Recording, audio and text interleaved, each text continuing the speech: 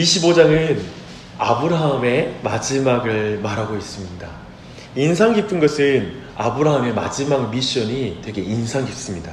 아브라함은 서자들에게 재산을 나누어 주고 그들을 이제 떠나게 합니다. 그래서 동방, 곧 동쪽 지역으로 보내는 것을 보게 됩니다.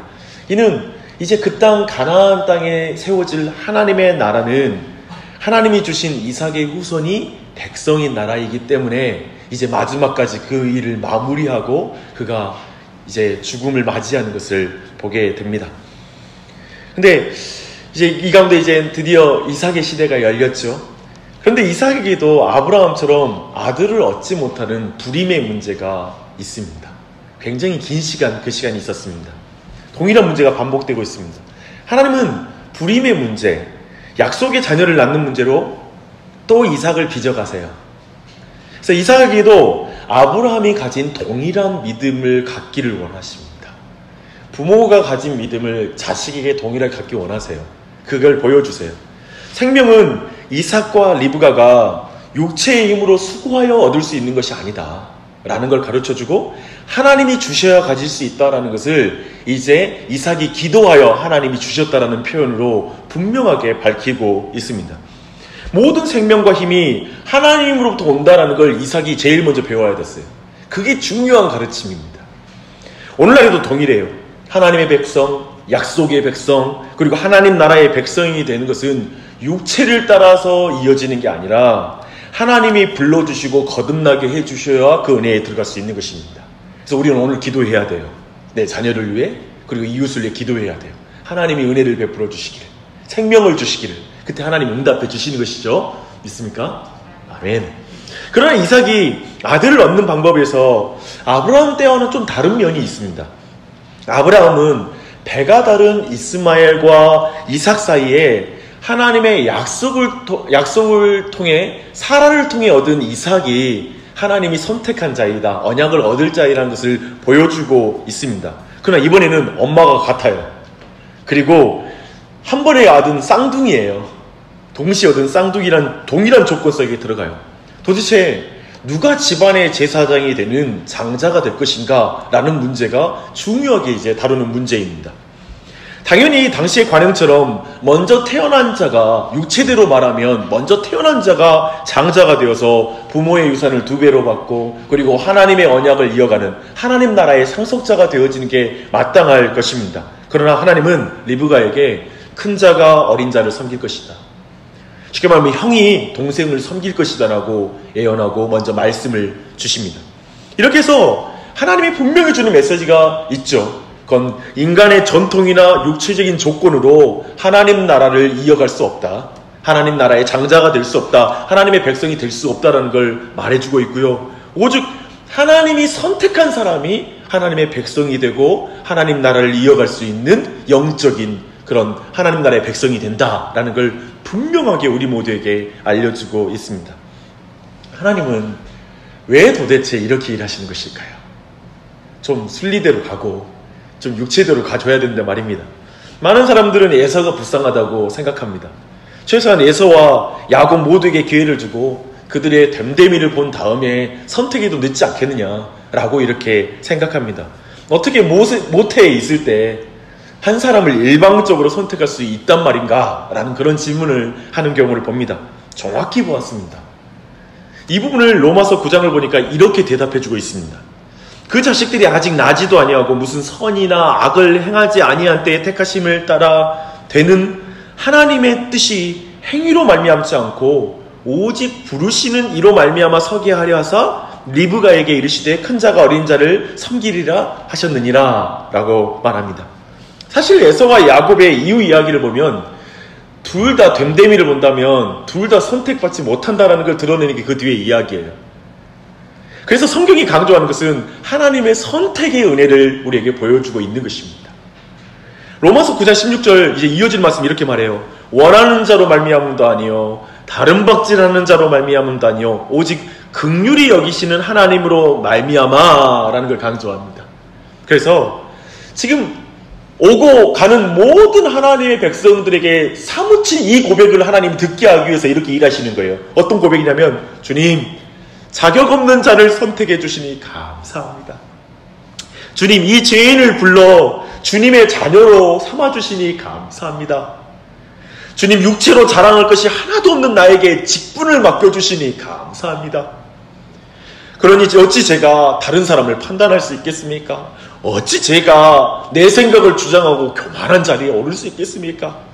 이 겸손한 가운데 하나님만을 높이고 그분의 은혜를 높이게 하기 위해 이 일을 행하시는 것입니다. 아멘. 그 은혜가 우리 모두에게 있길 바랍니다. 이제 26장에서 이어지는 내용은 또다시 아브라함 이야기하고 되게 유사해요. 가나안 땅에 기근이 닥쳤어요. 근데 말씀 보니까 또 기근이 닥쳤다고 말해요.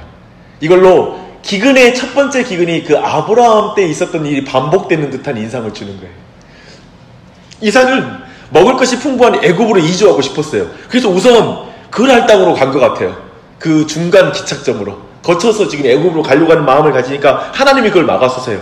그래서 블레셋으로 이제 내려갔는데요. 그때 하나님은 이삭이 오셔서 애굽에 가지 말고 가나안에 머물러라 라고 설득하세요.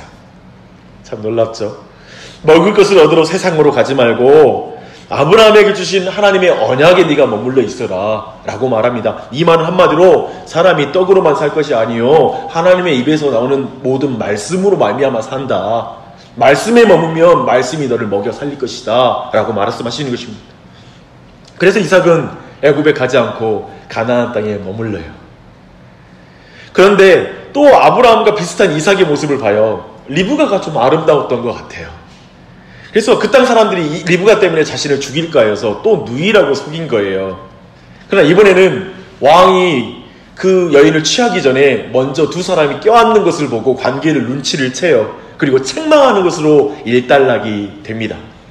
사실 26장에서 우리가 분명하게 확인하는 것은 뭐냐면 아브라함과 별다를 것 없는 이삭이에요. 전혀 역사의 진보를 이루지 않는다. 아버지가 한 죄 그대로 아들이 짓는다. 그런 거예요. 다만 이 말씀을 따르는 거룩한 본능은 없고 애굽으로 가고 싶은 속물 근성이 있어요. 아내를 누이라고 속여 살고 싶은 생존 본능과 비겁함이 가득한 거예요. 그렇죠? 그렇다 하여 애굽으로 확 떠나지는 못해요. 하나님이 설득해 주니까, 막아주시니까. 아마 모태신앙의 어정쩡함이 여기 다 있는 것 같아요.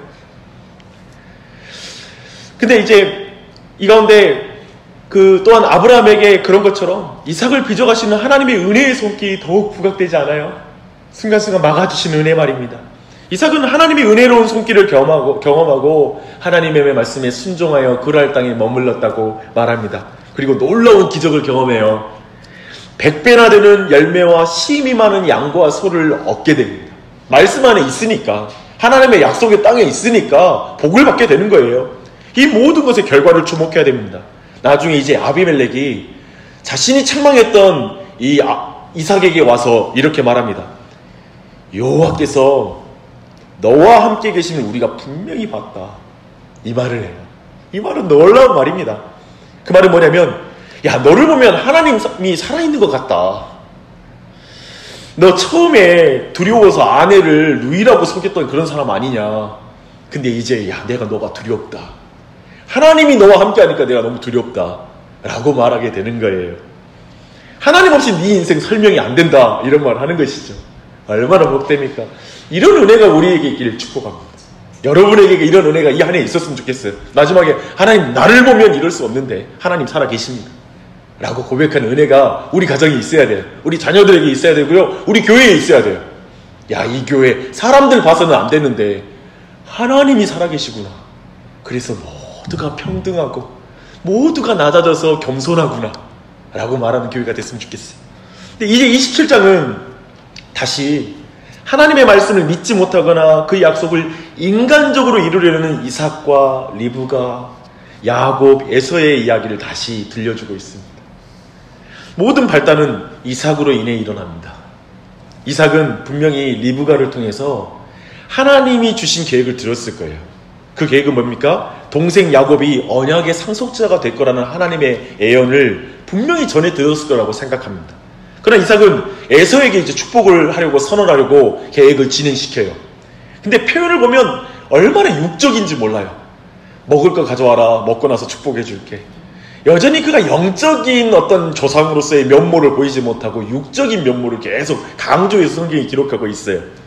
아버지가 하나님의 약속이 아니라 자신이 좋아하는 대로 하나님의 축복을 줄 수 있다고 생각하는 거예요. 아버지니까 내 육체에 따라 내게 맛있는 음식을 잡아오는 아들에게 내가 복 주겠다. 마치 그런 태도를 취하고 있습니다. 그러니까 집안이 엉망이 돼요.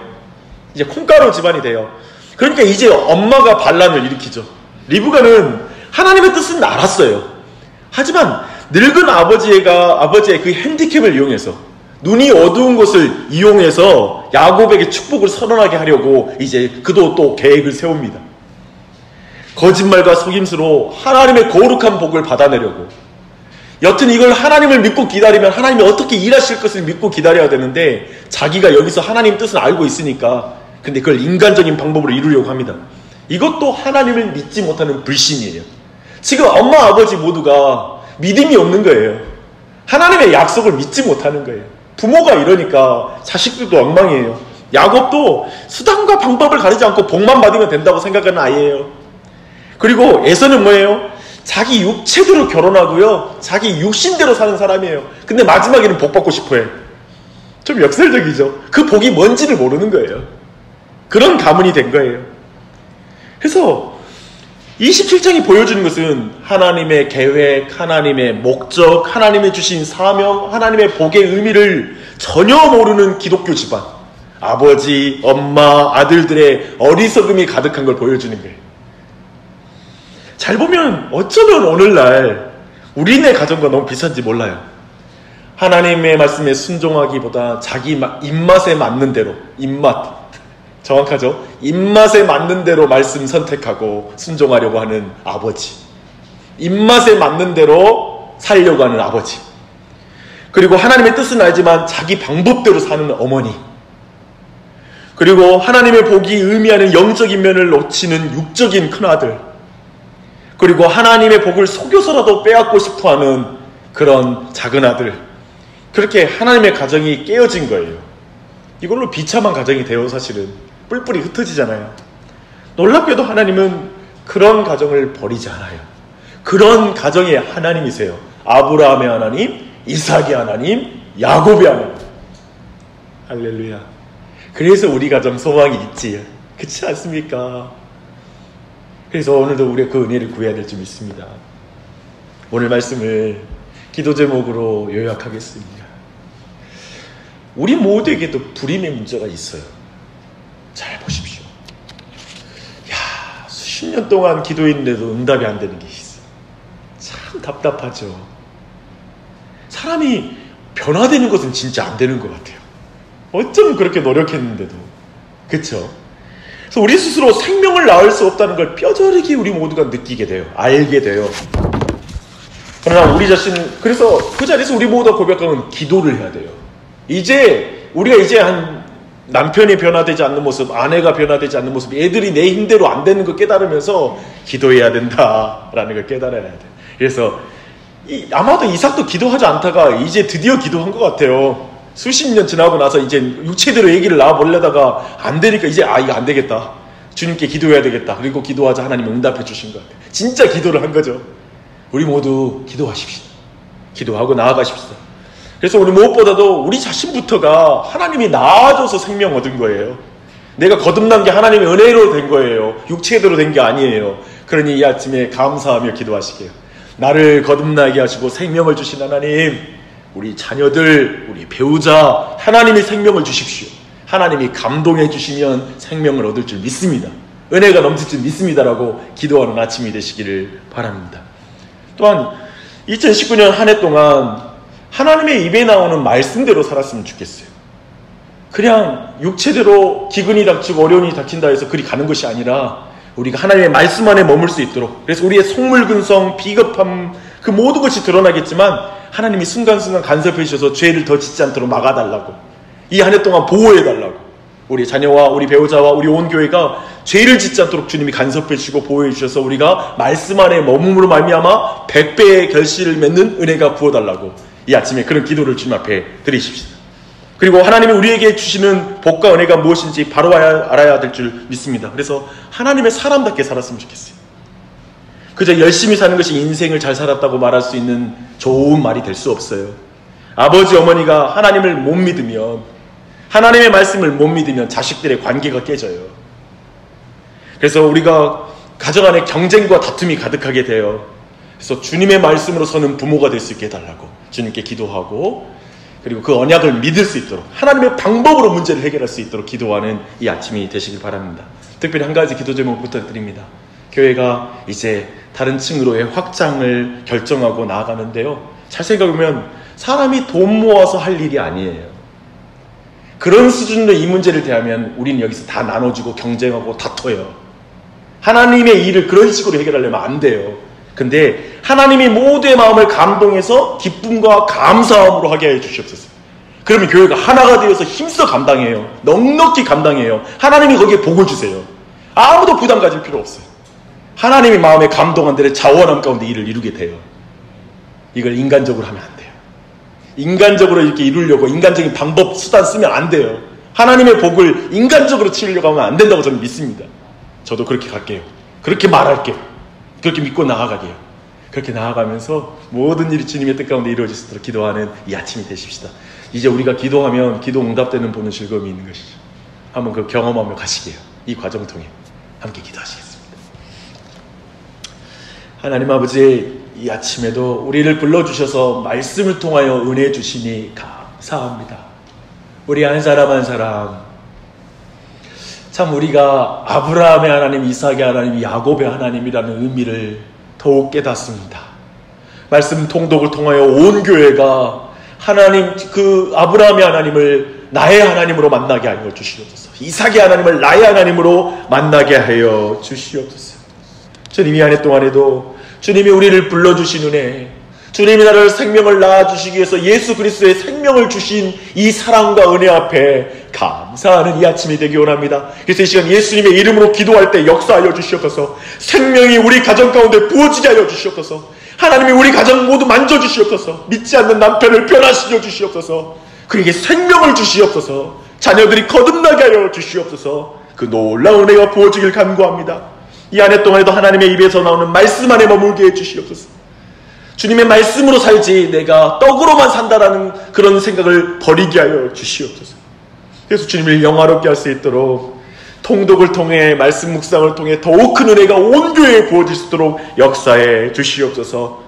주님이 보신 우리의 사명과 복을 믿습니다. 하나님의 방법으로 설 수 있는 믿음의 부모가 되게 해주시고, 기도하는 부모가 되게 해주시고, 말씀 앞에 머무는 부모가 되게 해주시고, 그 말씀을 믿고 하나님의 방법대로 사는 부모가 될 수 있도록 역사해 주시옵소서. 그 가운데 하나님의 놀라운 역사, 놀라운 100배의 은혜를 경험할 수 있도록, 소출을 경험할 수 있도록 은혜 베풀어 주시옵소서. 특별히 교회가 이제 다른 층으로의 확장을 놓고 같이 기도하며 나아갑니다. 온 교회가 이거 돈 모아서 계획 세워서 인간적인 생각으로, 현실적인 감각으로 풀어보려고 하지 말게 해주시고, 이 가운데 믿음으로 나아가게 하여 주시고, 하나님이 감동하신 것을 기대하게 해주시고, 하나님이 우리 가운데 행하신 것을 주목하며 온 교회가 믿음이 자라게 해주시고, 사랑이 자라게 해주시고, 소망이 가득하게 하여 주시옵소서. 이 가운데 정말 되는 집안이 될 수 있도록, 주님께 복받은 집안 될 수 있도록 우리 온 가족들에게 은혜 베풀어 주시길 간절한 마음으로 기도합니다.